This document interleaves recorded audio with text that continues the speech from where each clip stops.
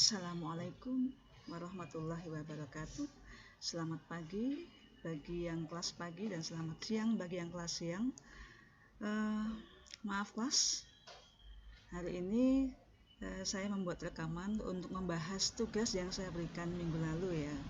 Karena minggu lalu saya harus diklat dan kebetulan hari ini saya juga ada kepentingan lain, harus keluar lagi. Jadi untuk kelas yang tidak bisa saya masuki, pembahasan tugasnya saya berikan lewat video ini.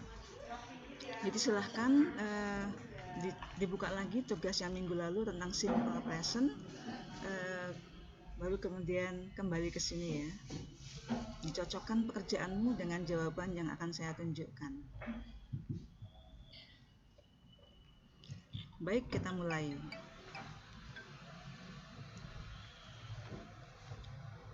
Sebelumnya saya mengingatkan lagi apa kegunaan dari simple present. Jadi simple present itu digunakan untuk mengungkapkan aktivitas rutinitas, sesuatu yang rutin.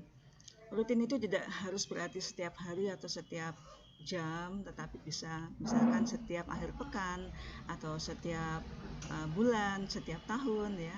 Yang jelas rutin. Itu fungsi yang pertama. Yang kedua, simple present juga biasa dipakai dalam mengungkapkan fakta, mengungkapkan kebenaran umum, sehingga dipakai pada teks-teks yang bersifat ilmu pengetahuan ya. Baik. Kemudian yang patut diingat adalah bentuk kata kerjanya. Di simple present ini kita menggunakan kata kerja bentuk pertama di kalimat positif, negatif maupun pertanyaan. Tetapi masalahnya di kalimat positif kita harus memikirkan kapan kita harus menambah SES dan kapan tidak. Nah, kuncinya adalah bahwa hanya subjek he, she, dan it yang kata kerjanya perlu mendapat tambahan S atau ES. Sedangkan they, we, I, you tidak perlu ditambah S. Ya, ini dicatat dulu ini. Kalau sudah tahu tentang itu, maka kita bisa menentukan jawaban untuk task 1 ini dengan lebih mudah.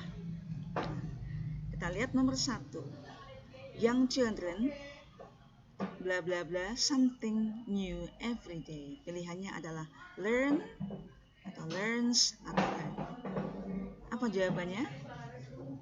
Betul. Jawabannya adalah learn. Ya, sebentar. Nggak bisa diblok ya. Baik.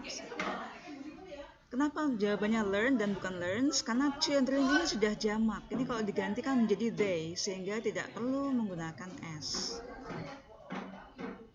Dicatat ya, kalau misalkan tidak bisa membuka dua jendela di HP-mu atau di laptopmu, maka tolong ditulis di buku jawabannya. Nanti diperbaiki pekerjaanmu kalau salah. Nomor 2, good students always bla bla bla hard. Nah, work atau works. Kalau yang ed jelas tidak kita pakai, karena yang ed itu kita pakai ketika kita menceritakan kejadian yang sudah lampau. Jadi ini hanya penjebak saja ya. Pilihannya hanya 2, work atau works. Kita kembali ke subjeknya di sini.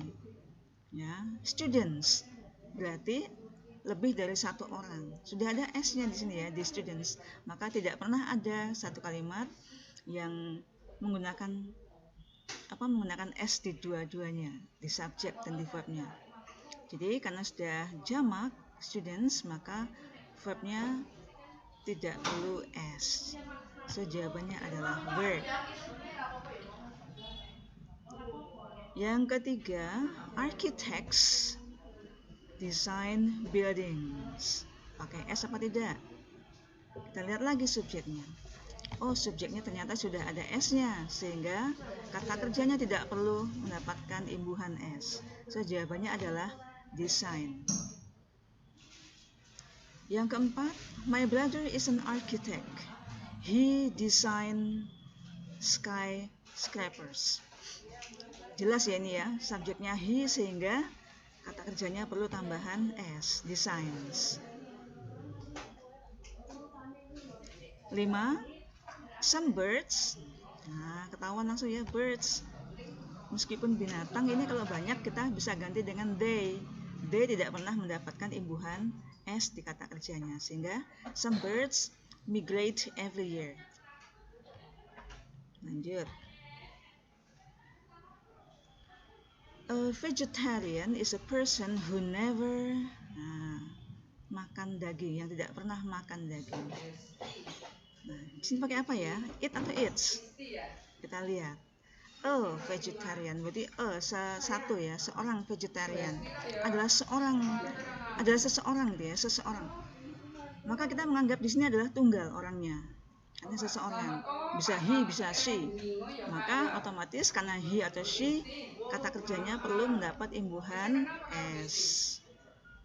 Vegetarian is a person who never eats meat. Gitu ya. Nomor 7, the Himalayas, pegunungan Himalaya itu karena gunungnya nggak cuma satu tapi rentetan gunung, maka dianggap jamak. Sehingga karena sudah jamak, maka kata kerjanya tidak perlu lagi mendapat imbuhan s. Divide jawabannya. Yang 8 juga jelas karena subjeknya it, maka kita pilih kata kerja yang mendapat imbuhan s. 9, my father, itu kalau diganti menjadi apa? Menjadi he, sehingga kata kerjanya mendapat imbuhan s. Nomor 10, Susie speak English very well.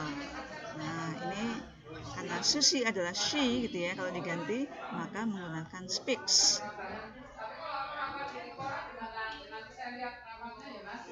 Sampai di sini mudah-mudahan sudah paham. Nomor 11 sampai 15 kamu bisa tentukan sendiri jawabannya ya.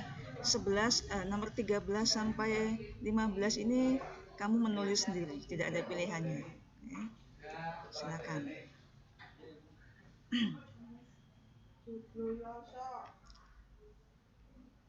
Kita lanjut ke bagian yang kedua. Tugasmu hanya menandai mana kata kerja simple present-nya. Oke, kita langsung coba tandai ya. I get up at 7 and I brush my teeth. Nah, di sini ada kata kerja get, kemudian ada kata kerja brush. Ini yang kamu garis bawahi. After that, I have a shower and get dressed. Ada have, lalu ada get. Then I have breakfast and I prepare my lunch. Ada apa? Have dan prepare. Next, I drive to work. Nah, di sini ada dua kata kerja, drive to work. Yang kita garis bawahi adalah kata kerja yang langsung mengikuti subjek, yang paling dekat dengan subjek ya. Jadi drive. Nanti yang diubah-ubah yang drive, bukan yang work. Terus, paragraf 2. When I get to work at 8:30, I usually check my emails and work on the computer. Jadi kata kerjanya adalah get,